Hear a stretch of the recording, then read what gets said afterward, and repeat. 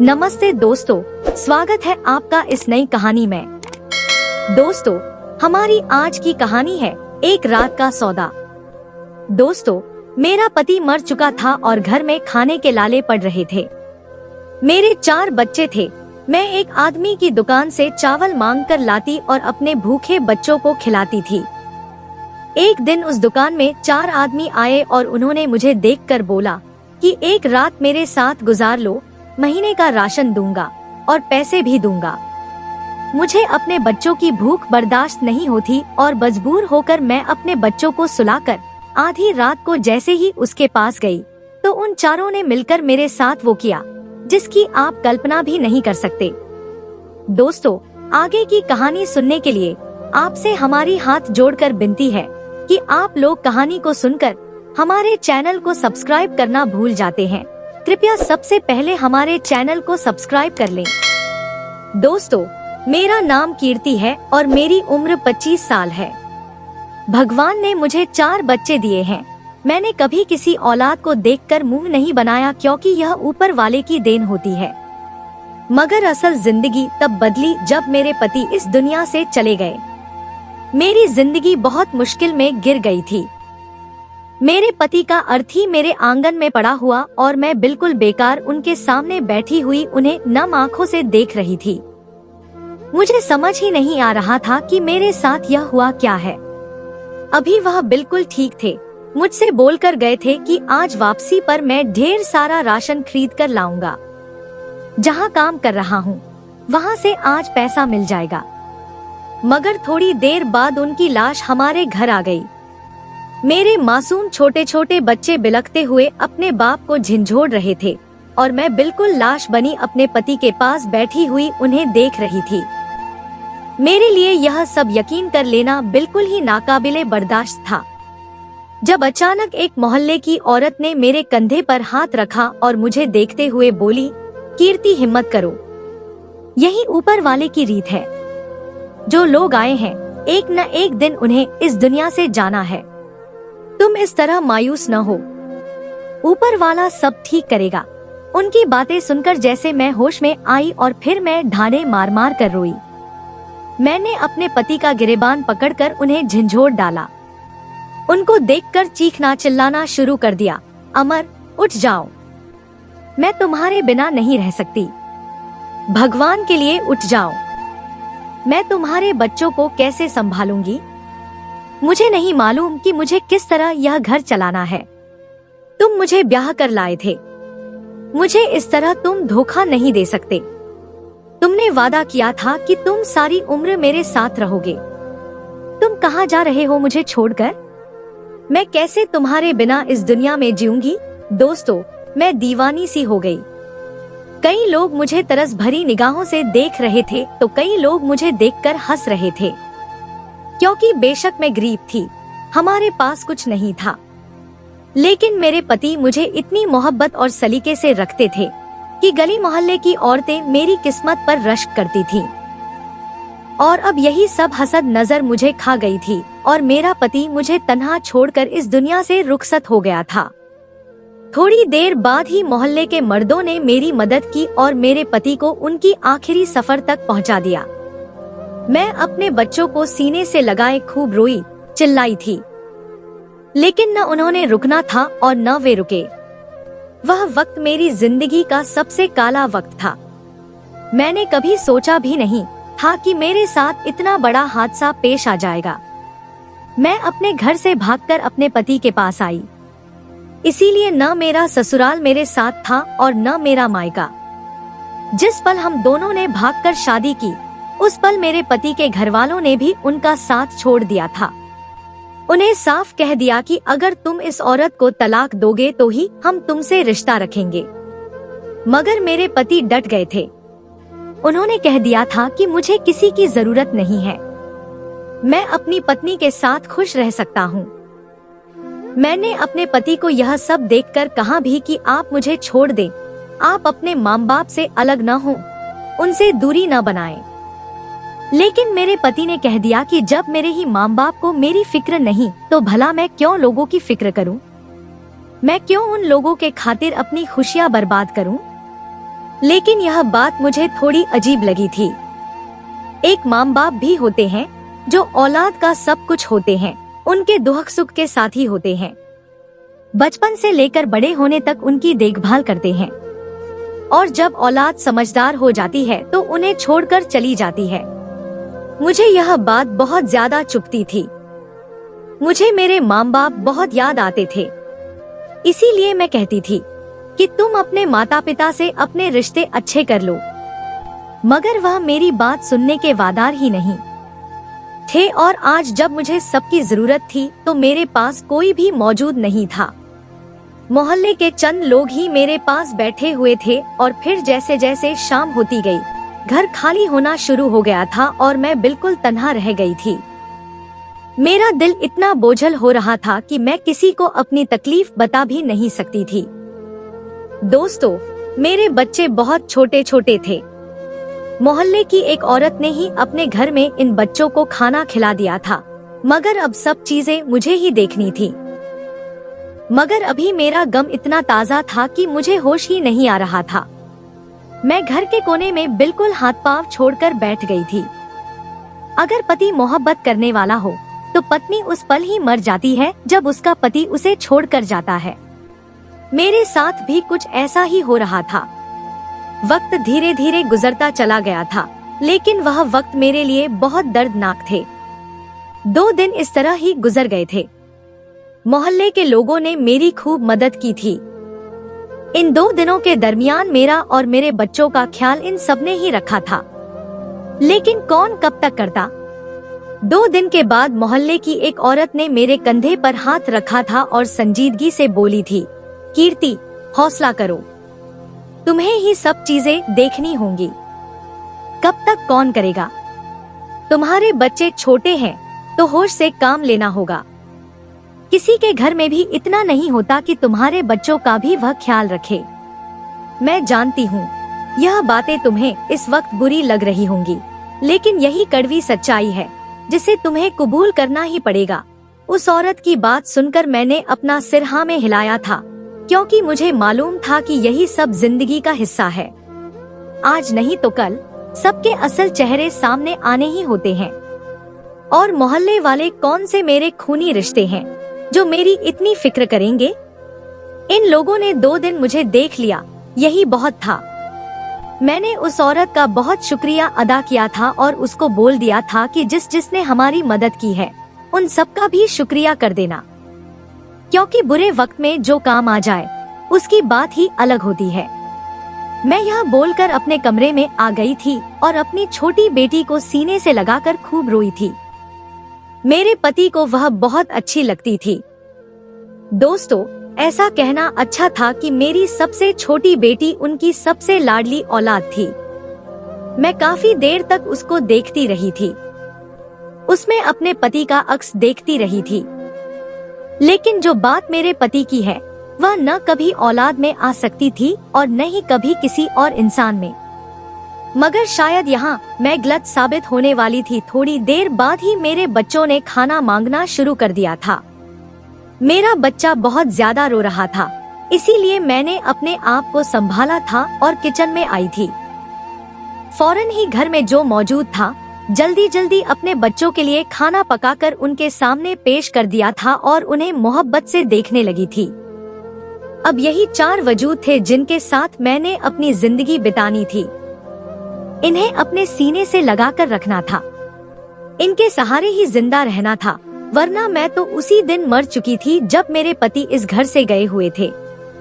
वक्त धीरे धीरे गुजरता चला गया था। तकरीबन 3 दिन हमारे सुकून से गुजर गए थे, मगर इसके बाद मुझे राशन की जरूरत महसूस होना शुरू हो गई थी।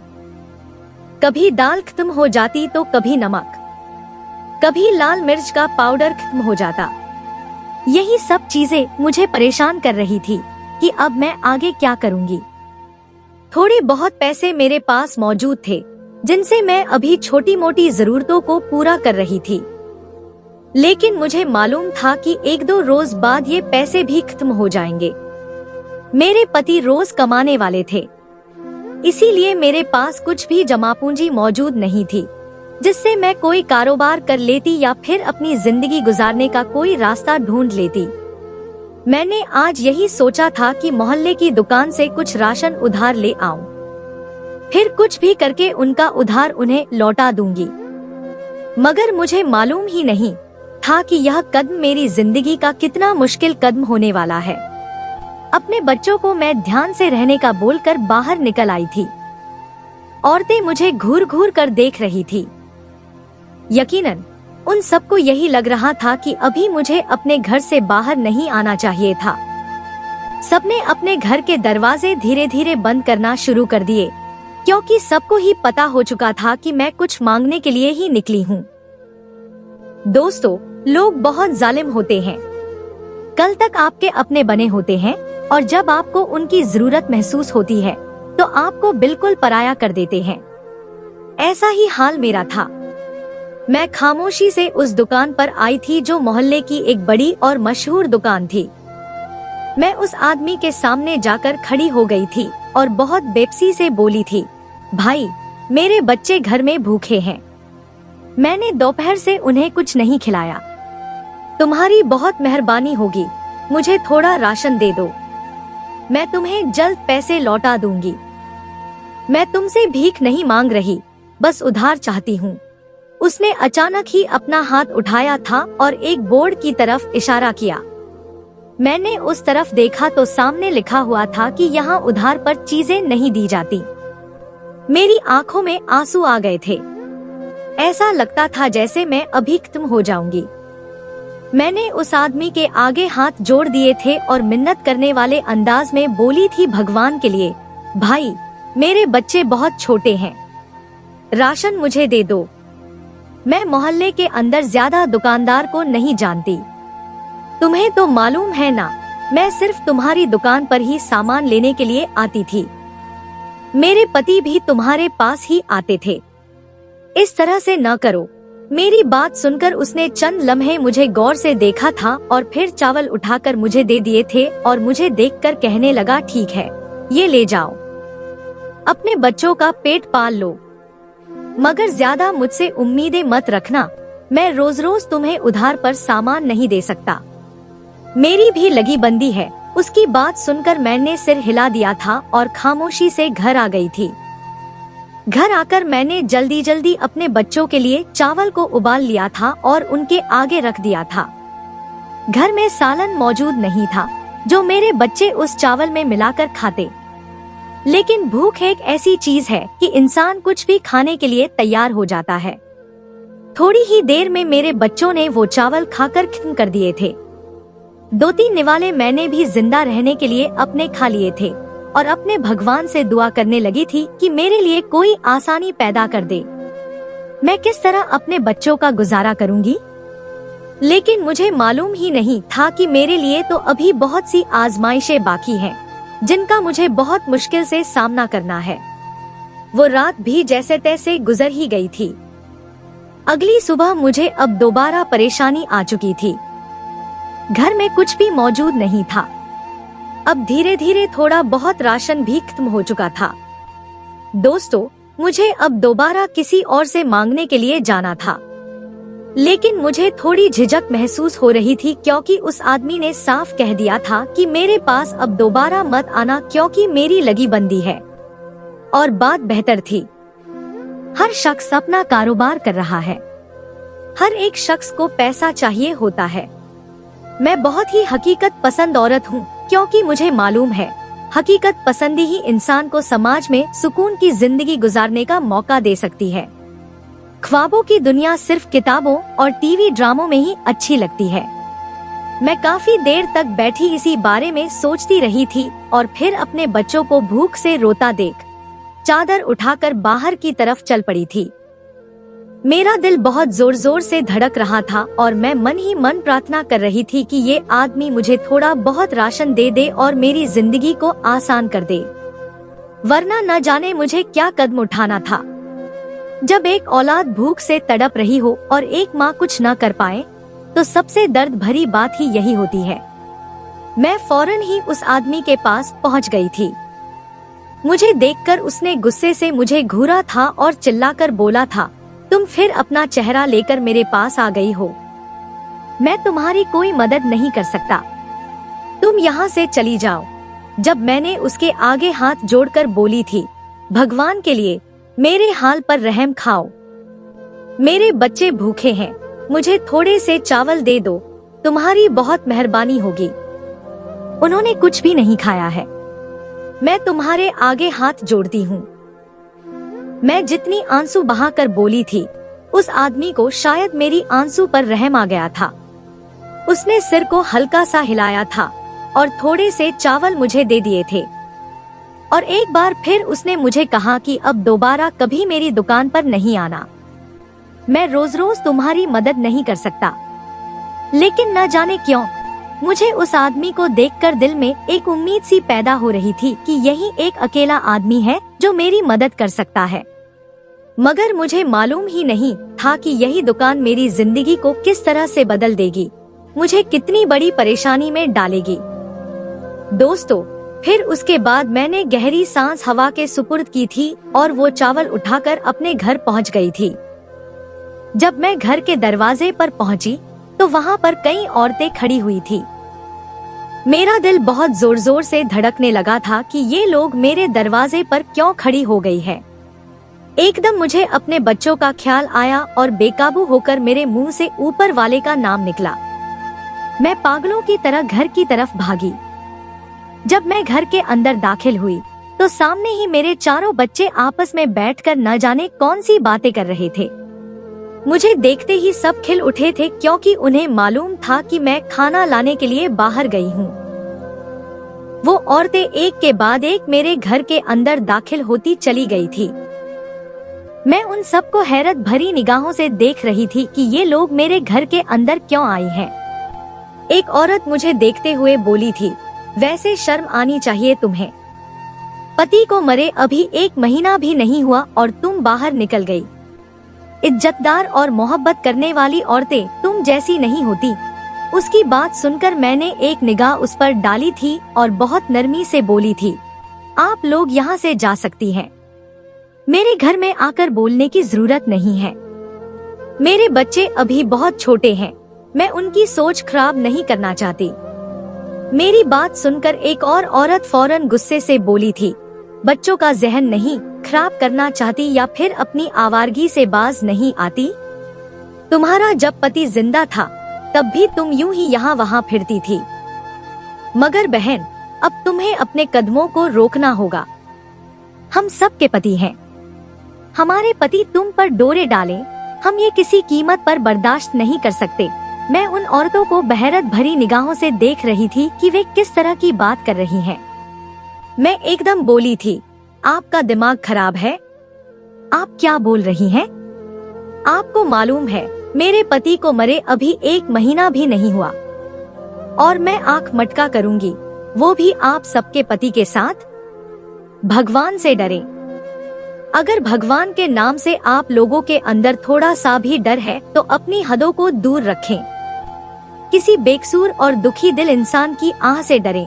दोस्तों, मेरी बात सुनकर एक औरत ने बुलंद आवाज में कहकहा लगाया और मुझे देखते हुए बोली, तो तुम्हारे जैसी दुखी और औरत हमने आज तक नहीं देखी जो अपने बच्चों को घर में फेंक कर गलीगली आंख मटका करने के लिए निकल पड़ी है। मैं फौरन बोली थी, मैं किसी से आंख मटका करने के लिए अपने घर से नहीं निकली थी, बल्कि अपने ही बच्चों का पेट पालने के लिए ये चावल मांगने गई थी। आप लोग मेरे लिए कुछ नहीं कर सकती तो भगवान के लिए ये अपनी जुबानें भी बंद कर लें। मुझे माफी दे, मैं अब जिंदा रहना चाहती हूँ अपने बच्चों के लिए। भगवान के लिए जाए यहाँ से। मैं चीख पड़ी थी। मेरी चीख सुनकर वो औरतें जोर आवाज में बुरा भला बोलना शुरू हो गई थी और वहाँ से चली गई थी। उनके जाने के बाद मैं खूब रोई थी। मेरी आंखों से टप टप आंसू बहने लगे थे। पति का मर जाना मुझे इतना रुस्वा करेगा, मैंने कभी सपने में भी नहीं सोचा था। और भला मैं ऐसी बात सोचती भी क्यों? पति का मर जाना तो किसी भी औरत के लिए बहुत बुरा होता है। मेरे बच्चे मेरे पास आकर खड़े हो गए थे और मुझे रोता देख खुद भी रोना शुरू कर चुके थे। वो लोग भी उन औरतों की चीखने चिल्लाने से सहम गए थे, मगर मैंने फौरन ही अपने आंसू साफ किए थे और उनके आंसू भी साफ करते हुए बोली थी, कोई नहीं रोएगा, मम्मा अभी जिंदा है और आप लोगों का ख्याल रख सकती हैं। अभी आपकी मम्मा फौरन आप सबके लिए खाना तैयार करेंगी, आप सब यहाँ बैठ जाएं। यह कहकर मैं अपने किचन में आ गई थी। हम गरीब थे, लेकिन हमें कुछ अच्छाइयाँ मौजूद थी। मैं अपने बच्चों को अच्छे संस्कार देना चाहती थी, उनका समाज में एक नाम बनाना चाहती थी, और मुझे मालूम था कि इन सब चीजों के लिए मुझे बहुत मेहनत करनी पड़ेगी। किचन में आकर मैंने फौरन ही चावल चढ़ा दिए थे और उनके पकने का इंतजार करने लगी थी। मेरे बच्चे भी किचन के दरवाजे पर खड़े होकर मुझे देखकर बातें बना रहे थे, जबकि मैं भी उनके छोटे छोटे सवालों का जवाब बहुत दिल से दे रही थी। हाँ, मैं बहुत दुखी थी। दोस्तों, मेरे पति के दुख ने मुझे तोड़ दिया था, लेकिन अपने बच्चों के खातिर मुझे जीना ही था, उनको दुनिया के सामने लाना ही था, क्योंकि अगर मैं इस दुख के साथ बैठी रहती तो मेरे बच्चे भूखे मर जाते, और मैं ऐसा किसी कीमत पर होने नहीं दे सकती थी। वो दिन मेरे लिए बहुत दर्द भरा था। मैं उन औरतों की बातें सोच सोच कर खूब रोई थी। आंखों से आंसू गिरना बंद ही नहीं हो रहे थे। वक्त तेजी से गुजर गया था। 2 दिन और बीत चुके थे। उस आदमी ने जो चावल दिए थे, उनके जरिए मैंने 2 दिन गुजारा किया था, लेकिन अब वो चावल खत्म हो गए थे और मैं और ज्यादा परेशान हो गई थी। हम इंसानी वजूद थे, हमें जिंदा रहने के लिए खुराक हर हाल में चाहिए होती है। चाहे हम दुख में हो या खुशी में, खाना हर एक के लिए जरूरी है। मैंने एक बार फिर ऊपर वाले का नाम लिया था और अपने ऊपर चादर लपेटकर बाहर निकल आई थी। मोहल्ले की औरतें बाहर ही खड़ी एक दूसरे से बातें कर रही थी। मुझे देखते ही सबने नाखुश होकर सिर झटका था और अपने घरों के दरवाजे बंद कर लिए थे। मैं भी उन सबको नजरअंदाज करके एक बार फिर उसी दुकान पर पहुंच गई थी और दुख से उसकी तरफ देखने लगी थी।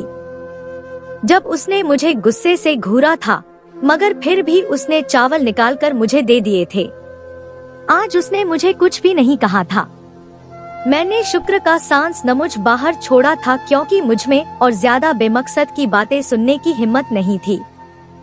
मेरे पति ने हमें हमेशा हथेली का छाला बनाकर रखा था, लेकिन जब से वो इस दुनिया से गए थे, सब मुझे जलील ही कर रहे थे। यही वजह थी कि मैं बेहद खुद को लाचार महसूस कर रही थी। रास्ते में मैं अपने भगवान से शिकवा कर रही थी कि उन्होंने मेरे साथ ऐसा क्यों किया। मैंने तो कभी किसी के साथ बुरा नहीं किया, किसी का दिल नहीं दुखाया, बल्कि हर एक से अच्छे से पेश आई हूँ, हर एक की मदद की है। तो मेरे साथ ऐसा क्यों हुआ?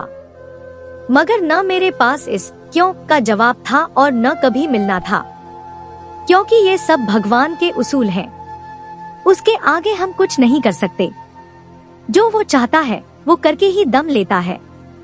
वो कब किसे अपने पास बुला ले, किसी को कुछ पता नहीं होता। घर पहुंचकर मैंने रोजाना की तरह अपने बच्चों के लिए खाना पकाया था और उनके पास ही बैठ गई थी। जब मेरी छोटी बेटी मुझे देखते हुए बोली थी, मम्मी आप क्या रोज रोज ये चावल पका लेती हैं? मेरा तो दिल ही उठ गया है इन चावलों को खा खा कर। मुझे कुछ और खाना है, वो भी बहुत अच्छा सा। और आप बोल रही थी कि कल पापा आ जाएंगे। अब कहाँ पर है पापा? उस दिन पापा को ले गए थे सब, मैंने देखा था। वो इतनी मासूमियत से बोल रही थी कि मेरी आंखें भर आई थी। दोस्तों, मैं कुछ कहती इससे पहले ही मेरी बड़ी बेटी ने उसे चुप करवाया था और उसे डांटते हुए बोली थी, मैंने तुम्हें मना किया था न कि तुम मम्मी से कोई भी बेवकूफी भरे सवाल नहीं पूछोगी। फिर तुम उनसे ऐसे सवाल क्यों पूछ रही हो और मम्मी को क्यों दुखी कर रही हो? मेरी बेटी इतनी समझदारी से अपनी छोटी बहन को समझाते हुए बोल रही थी कि मैं एक बार फिर रो पड़ी और खामोशी से अपने कमरे में जाकर लेट गई। वो दिन मेरे लिए और भी ज्यादा दर्द भरा था। मैंने सोच लिया था कि अब मैं जाऊंगी तो उस आदमी से मिन्नत करूंगी कि कुछ नहीं तो मुझे दाल ही दे दो, रोज रोज चावल खाकर बच्चे उकता गए थे। मैं एक माँ थी और माँ तो अपनी हर औलाद के बारे में ही सोचती है। बेशक हमारे घर में खाने के लाले पड़े हुए थे, घर में अनाज का एक दाना भी मौजूद नहीं था, मगर इसके बावजूद मैं अपने बच्चों की हर उस ख्वाहिश को पूरा करना चाहती थी जो मेरे बस में थी। वक्त धीरे धीरे गुजरता चला गया और अगले दिन मैं एक उम्मीद के साथ उस आदमी की दुकान पर गई। मैं अभी कुछ कहती उससे पहले ही उस दुकान के अंदर 4 अजनबी लोग दाखिल हुए। मैं थोड़ा सा घबरा कर एक तरफ हो गई। मैं अभी उस आदमी को बोलकर उससे राशन मांगती, उससे पहले ही एक आदमी मुझे अपनी तरफ आने का इशारा करने लगा। मैं थोड़ा सा घबरा गई थी और वहाँ से जल्द निकलना चाहती थी, क्योंकि मुझे मालूम था कि मैं एक अकेली औरत हूँ। अगर किसी ने भी मेरे साथ कुछ किया तो लोग मुझे ही इल्जाम देंगे कि मैं बिना पति के अपने आप को संभाल नहीं पाई। मगर उन आदमियों ने मेरा रास्ता रोक लिया। वो पहला आदमी जिसने मुझे अपने पास आने का इशारा किया था, मुझे देखते हुए बोला, बात करनी है तुमसे। बोलो, मेरी बात सुनोगी? बदले में तुम्हें बहुत कुछ मिलेगा। मैं जानता हूँ तुम्हारे पति का देहांत हो गया है, वो बहुत आराम से बोला। कुछ सोचकर मैंने सर को हिला दी और अपने अंदर के डर को काबू करके उसके साथ बाहर आ गई। दुकानदार हमें ही देख रहा था, लेकिन शायद उसके ग्राहक आ गए थे, जिस वजह से वो बाहर नहीं आया, वरना उसके चेहरे के भावों से यही मालूम हो रहा था कि वो जरूर बाहर आता। दोस्तों, वो आदमी मुझे देखते हुए बोला, देखो, अगर तुम मेरे साथ एक रात गुजार लो तो मैं तुम्हारे घर में बहुत सारा राशन भी भिजवाऊंगा और तुम्हें एक अच्छी सी नौकरी भी दिलवाऊंगा।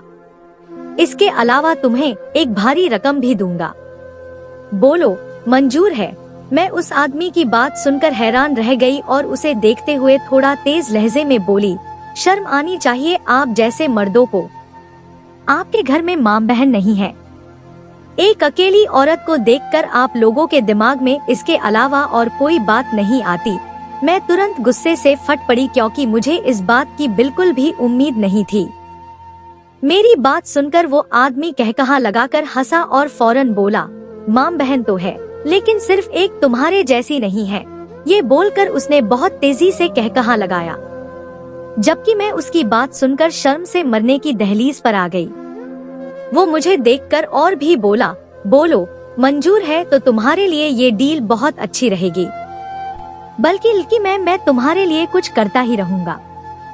बस तुम्हारे साथ एक रात गुजारना चाहता हूँ। कहो तो मैं बंदोबस्त करूँ। मैं कुछ सोचकर खामोश हो गई। एक साथ भरपूर राशन, एक अच्छी नौकरी, उसके बाद एक भारी रकम, ये सब चीजें मेरा बहुत ज्यादा फायदा कर सकती थी।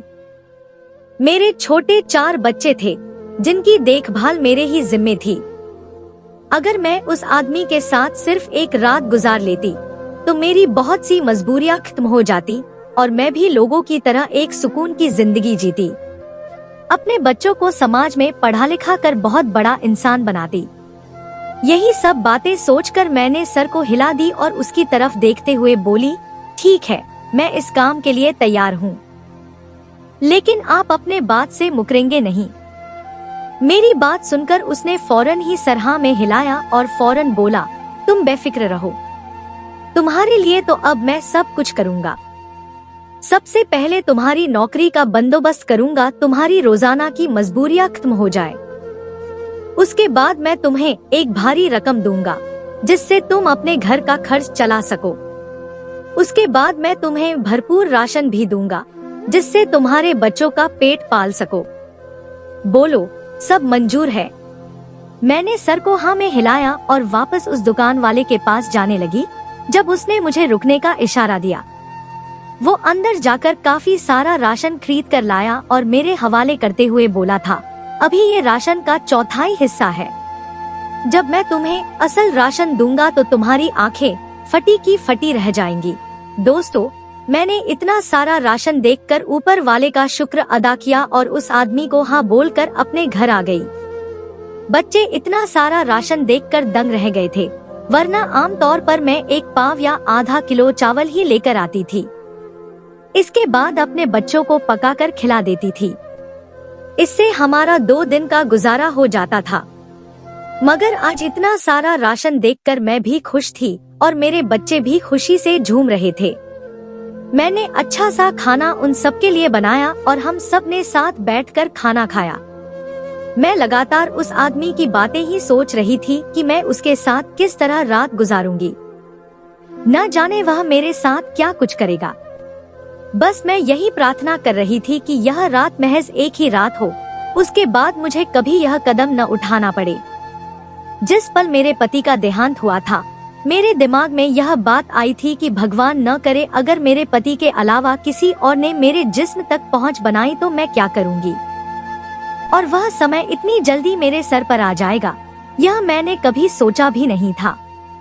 बच्चों को सुलाते सुलाते मुझे रात के 10 बज गए थे। यह समय मेरे लिए बहुत दर्द भरा था। लगातार मेरे दिमाग में यही बातें घूम रही थी कि अगर किसी भी मोहल्ले की औरत या फिर किसी भी शख्स को मेरी इस हरकत के बारे में मालूम हुआ तो मेरे लिए जीना मुश्किल हो जाएगा। लोग मुझे इस घर में सुकून से सोने भी नहीं देंगे। मुझे यही बातें परेशान कर रही थी। ऊपर से मुझे अपने बच्चों की भी फिक्र सताने लगी थी कि मेरे पीछे से अगर किसी बच्चे की आंख खुल गई और वह मुझे न पाकर घर से बाहर निकल आया तो अगर मोहल्ले वालों को पता चल गया तो मैं क्या करूंगी। यही सब सोचकर मैंने तय किया कि घर से बाहर ताला लगाकर जाऊंगी और अपनी बड़ी बेटी को भी आगाह कर दूंगी कि अगर मेरे पीछे से कोई उठ जाए तो तुम उसका ध्यान रखना। मुझे मालूम था कि वह पूछेगी कि आप कहाँ जा रही हैं, मगर मैंने सोच लिया था कि मैं उसे ज्यादा बात करने का मौका ही नहीं दूंगी। मैं अपनी जगह से खड़ी हुई और अपने बेडरूम में आ गई। मैंने चुनकर अपने लिए एक साड़ी निकाली। यह मेरे पति की सबसे पसंदीदा साड़ी थी। मेरी आंखों में आंसू आ गए और मैंने ऊपर वाले से एक बार फिर शिकवा किया, मेरे साथ यह सब क्यों हो रहा है? मुझ पर रहम कर। मैं यह सब नहीं करना चाहती। मैं तेरे साए में रहना चाहती हूँ। मैं एक सुकून भरी जिंदगी जीना चाहती हूँ। लेकिन शायद अभी मेरे लिए वह सुकून का वक्त नहीं आया था। दोस्तों, फिर मैंने गहरी सांस ली और वह साड़ी पहनना शुरू कर दी। साड़ी पहनने के बाद मैंने खुद को सबके लिए बनाया और हम सब ने साथ बैठकर खाना खाया। मैं लगातार उस आदमी की बातें ही सोच रही थी कि मैं उसके साथ किस तरह रात गुजारूंगी। न जाने वह मेरे साथ क्या कुछ करेगा। बस मैं यही प्रार्थना कर रही थी कि यह रात महज एक ही रात हो, उसके बाद मुझे कभी यह कदम न उठाना पड़े। जिस पल मेरे पति का देहांत हुआ था, मेरे दिमाग में यह बात आई थी कि भगवान न करे अगर मेरे पति के अलावा किसी और ने मेरे जिस्म तक पहुंच बनाई तो मैं क्या करूंगी। और वह समय इतनी जल्दी मेरे सर पर आ जाएगा, यह मैंने कभी सोचा भी नहीं था। बच्चों को सुलाते सुलाते मुझे रात के 10 बज गए थे। यह समय मेरे लिए बहुत दर्द भरा था। लगातार मेरे दिमाग में यही बातें घूम रही थी कि अगर किसी भी मोहल्ले की औरत या फिर किसी भी शख्स को मेरी इस हरकत के बारे में मालूम हुआ तो मेरे लिए जीना मुश्किल हो जाएगा। लोग मुझे इस घर में सुकून से सोने भी नहीं देंगे। मुझे यही बातें परेशान कर रही थी। ऊपर से मुझे अपने बच्चों की भी फिक्र सताने लगी थी कि मेरे पीछे से अगर किसी बच्चे की आंख खुल गई और वह मुझे न पाकर घर से बाहर निकल आया तो अगर मोहल्ले वालों को पता चल गया तो मैं क्या करूंगी। यही सब सोचकर मैंने तय किया कि घर से बाहर ताला लगाकर जाऊंगी और अपनी बड़ी बेटी को भी आगाह कर दूंगी कि अगर मेरे पीछे से कोई उठ जाए तो तुम उसका ध्यान रखना। मुझे मालूम था कि वह पूछेगी कि आप कहाँ जा रही हैं, मगर मैंने सोच लिया था कि मैं उसे ज्यादा बात करने का मौका ही नहीं दूंगी। मैं अपनी जगह से खड़ी हुई और अपने बेडरूम में आ गई। मैंने चुनकर अपने लिए एक साड़ी निकाली। यह मेरे पति की सबसे पसंदीदा साड़ी थी। मेरी आंखों में आंसू आ गए और मैंने ऊपर वाले से एक बार फिर शिकवा किया, मेरे साथ यह सब क्यों हो रहा है? मुझ पर रहम कर। मैं यह सब नहीं करना चाहती। मैं तेरे साए में रहना चाहती हूँ। मैं एक सुकून भरी जिंदगी जीना चाहती हूँ। लेकिन शायद अभी मेरे लिए वह सुकून का वक्त नहीं आया था। मैंने गहरी सांस ली और वह साड़ी पहनना शुरू कर दी। दोस्तों, साड़ी पहनने के बाद मैंने खुद को थोड़ा बहुत संवारा। अपने पति की याद के बाद मैं काफी दिनों बाद तैयार हुई थी। यह सब करते हुए मुझे अजीब सी शर्म और झिझक महसूस हो रही थी और हद से ज्यादा डर भी लग रहा था कि अगर किसी को गलती से भी पता चल गया तो मेरा क्या होगा। लेकिन कहते हैं ना, जब ऊपर वाला आपके साथ हो तो हिम्मत आ जाती है। मैंने जल्दी जल्दी खुद को तैयार किया और अपनी बड़ी बेटी को जगाकर उसे तमाम स्थिति से आगाह कर दिया कि मैं अभी एक काम से जा रही हूँ, तो पीछे से अपने भाई बहनों का ध्यान रखना। उसने फौरन अपनी उनीदी आंखें खोलकर मुझे देखा और फौरन बोली, मम्मी आप इतना तैयार होकर कहाँ जा रही हैं? और रात के इस समय सब ठीक तो है? आपकी तबीयत ठीक है? वह फौरन परेशान हो गई। मेरी सबसे बड़ी बेटी 8 साल की थी। मैंने उसे देखकर सिर हिलाया और खामोशी से बाहर आ गई। मेरा दिल बहुत जोर जोर से धड़क रहा था। ऐसा लग रहा था जैसे अभी बंद हो जाएगा। उस आदमी ने मुझे अपने घर का पता बता दिया था और वहीं आने को कहा था। यही सब सोचकर मैं बहुत ज्यादा घबराई हुई थी। एक लंबी दूरी तय करके मैं उसके घर पहुंच गई। मेरे हाथ पैर बिल्कुल सुन्न हो रहे थे। मैंने उसके घर के दरवाजे पर दस्तक दी तो थोड़ी देर बाद ही उस आदमी ने दरवाजा खोला, जिसने मुझे अपने घर आने की दावत दी थी। वह मुझे सजासवरा देखकर कहकहा लगाकर हंसा और फौरन ही मेरे लिए दरवाजा खोल दिया। मेरे हाथ पैर बिल्कुल सुन्न रहे थे और घबराहट से मेरे माथे पर पसीना भी चमकने लग गया था। वह मुझे अपने लाउंज में ले आया था और मुझे वहां सोफे पर बैठा दिया था, जबकि मैं अपने माथे पर आया हुआ पसीना साफ करके घबराई हुई आवाज में बोली थी, आपको जो करना है जल्दी जल्दी कर ले, मेरे बच्चे घर पर अकेले हैं, मुझे उनके पास जल्दी से जल्दी पहुंचना है। मेरी बात सुनकर वह मेरी तरफ देखते हुए बोला था, अरे अभी कहाँ, अभी तो तुम आई हो, शांति से बैठो, अभी तो मेरे बाकी के दोस्त भी आ रहे हैं, आज की रात तुम हमारे साथ ही रहोगी। यह बात सुनकर मैं एक झटके से अपनी जगह से खड़ी हुई थी और उसको देखते हुए बोली थी, क्या मतलब है आपकी बात का? आपके दोस्त, आपने कहा था कि सिर्फ आप मेरे साथ यह सब करेंगे, मैंने आपको आपकी दोस्तों की इजाजत नहीं दी थी। मैं कुछ कहती इससे पहले ही उसने मेरा बाजू पकड़ लिया था और मुझे देखते हुए बोले थे, बहुत खूब, हम तुम्हें नौकरी दिलाएं, राशन दिलवाएं, इसके बाद तुम्हें मोटी रकम भी देंगे, इसके बाद सिर्फ तुम हमारे साथ यह सब करोगी। बहुत ही नखरेबाज लड़की हो, खबरदार, जो तुमने हमारी किसी भी बात को मना की, तुम्हें हम समाज में इतना बदनाम करवाएंगे कि तुम बाहर निकलने से डरोगी। इसीलिए बेहतर होगा कि जो हम कहते हैं वो करो। मैं उसको देखते हुए रोते हुए बोली थी, अगर तुम्हारे दोस्तों ने मुझे हाथ लगाया तो मैं इतना शोर मचाऊंगी कि पूरा मोहल्ला यहाँ इकट्ठा हो जाएगा, फिर तुम देखना तुम्हारे साथ और तुम्हारे इन आवारा दोस्तों के साथ क्या होता है। मेरी बात सुनकर उसने एक बार फिर कहकहा लगाया था और मुझे देखते हुए बोला था, हमारे साथ कुछ नहीं होगा, हम मर्द हैं और यह समाज मर्दों का है, कोई हमें कुछ नहीं कर पाएगा, बल्कि सब तुम पर ही इल्जाम लगाएंगे कि तुम रात के इस पहर इतनी सच संवर कर हमारे घर आई क्यों हो, और चलो अगर हमने तुम्हें अगवा किया है तो तुम इतनी तैयार क्यों हुई, तुम्हारे पति को मरे अभी ज्यादा दिन तो नहीं हुए ना। दोस्तों, ये कहते ही उसने मुझे बहुत अजीब निगाहों से देखा था, जबकि मैं नम आंखों से उसको देखने लगी थी। मुझे यकीन ही नहीं आ रहा था कि समाज में इतने बुरे लोग भी मौजूद हैं। मैं उसके पैरों में गिर गई थी और उसके आगे हाथ जोड़ते हुए बोली थी, भगवान के लिए मेरे साथ ऐसा जुल्म न करो, तुम्हारे भी माँ बहन होंगी। मैं कुछ कहती इससे पहले ही उसने घुमाता हुआ थप्पड़ मेरे मुंह पर मार था और मेरी आंखों में आंखें डालकर बोला था, फालतू बात करने की जरूरत नहीं है, तूने दुकान में भी इस तरह की ही बात की थी, मगर अब अगर तूने अपने मुंह से एक शब्द भी बाहर निकाला तो मैं तेरी जान ले लूंगा। मेरी माँ बहन मेरा सब कुछ है, अगर तूने उनके बारे में कुछ भी घटिया शब्द अपने मुंह से निकाली तो मैं तेरे मुंह पे तेजाब फेंक कर तेरी जान ले लूंगा। उसकी बात सुनकर मैं बिल्कुल खामोश हो गई थी। मेरा दिल बहुत तेजी से धड़क रहा था और मैं ऊपर वाले से प्रार्थना कर रही थी कि मेरे साथ अभी कुछ भी बुरा न हो। मुझे अब यहाँ आकर एक बहुत बड़ी गलती का एहसास हो रहा था। मैं समझ गई थी कि अब ये लोग मेरी जिस्म के चीथड़े बिखेर देंगे। लेकिन कहते हैं ना जब आप ऊपर वाले से उम्मीद रखो और उससे अपने लिए प्रार्थना करो तो वो ऊपर वाला आपकी मदद जरूर करता है। थोड़ी देर बाद ही घर का दरवाजा बजा था और उसके दोस्त भी आ गए थे। अब वो 4 मर्द थे और मैं एक अकेली मासूम औरत उन लोगों के सामने बैठी हुई थी।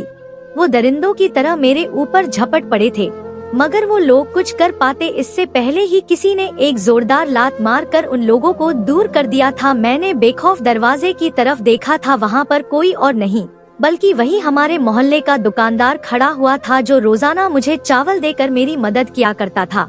वो मुझे देखते हुए सिरनामे हिलाते हुए बोला था, मैंने कहा था ना कि अपने पैरों पर खड़ी हो जाओ, कौन तुम्हारी बार बार मदद करेगा।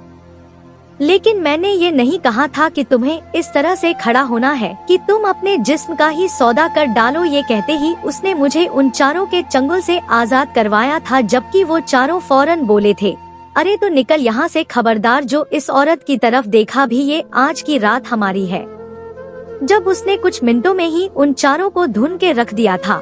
वो दुकानदार बहुत ही अच्छी किस्मत का मालिक था, इसीलिए उसने इन चारों को संभालने में ज्यादा वक्त नहीं लगाया था। वह मुझे अपने साथ लेकर मेरे घर आया था और दरवाजे पर छोड़ते हुए बोला था, अकल से काम लो, अभी तुम्हारे पति का देहांत हुआ है, कुछ अरसा रुक जाओ, फिर तुम्हारे लिए मैं एक अच्छा बंदोबस्त कर दूंगा, लेकिन इस तरह से अपनी जिंदगी को बर्बाद नहीं करो। और रही राशन की बात तो तुम मुझसे पूछ सकती थी, जब मैं तुम्हें रोज चावल दे सकता था तो इसके अलावा भी तुम्हें कोई ना कोई सामान दे देता। इसका ये मतलब नहीं था कि तुम मुंह उठाकर उनके साथ ये गंदा काम करो। अगर आज तुम इस गलत काम को कर लेती तो सारी जिंदगी यही काम करना पड़ता। दोस्तों, ये बोलकर वह वहाँ से चला गया था, जबकि मैं खूब रोई थी। मुझे बहुत शर्म आ रही थी कि मेरे साथ ये सब क्या हो गया। वक्त और तेजी से गुजरता चला गया था। तकरीबन कुछ महीनों बाद उसने अपनी माँ को हमारे घर भेजा था। मैं तो हैरत के समुंदर में डूब गई थी कि ये औरत हमारे पास क्यों आई है, वरना उसकी माँ कभी भी मोहल्ले में नहीं निकलती थी। उन्होंने देखते ही मुझे प्यार किया था और फिर जो बात उन्होंने कही थी वो सुनकर मैं हैरान रह गई थी। उनका कहना था कि उन्हें राकेश ने भेजा है। दरअसल वह आदमी मुझसे शादी करना चाहता था। मैं तो हैरान ही रह गई थी। मैं उन्हें मना करना चाहती थी, लेकिन फिर मैंने यही सोचा कि मेरे 4 बच्चे हैं और ये समाज मुझे अकेले जिंदा नहीं रहने देगा। ये लोग मुझे जिंदा ही मार देंगे, जिस तरह से इन लोगों ने मेरे साथ किया था। एक आदमी का बोलकर वो 4 मुझ पर टूट पड़े थे। यही सब बातें सोचकर मैंने उस औरत को हाँ बोल दी थी और उन्होंने सादगी से हमारी शादी करवा दी थी। मैं ब्याह कर उसके घर नहीं गई थी क्योंकि मुझे मेरे बच्चे बहुत प्यारे थे। मैं इस घर में ही रहने लगी थी, जबकि वह भी मेरे पास ही आ गया था। उसके और भी भाई थे और वह जॉइंट फैमिली में रहता था।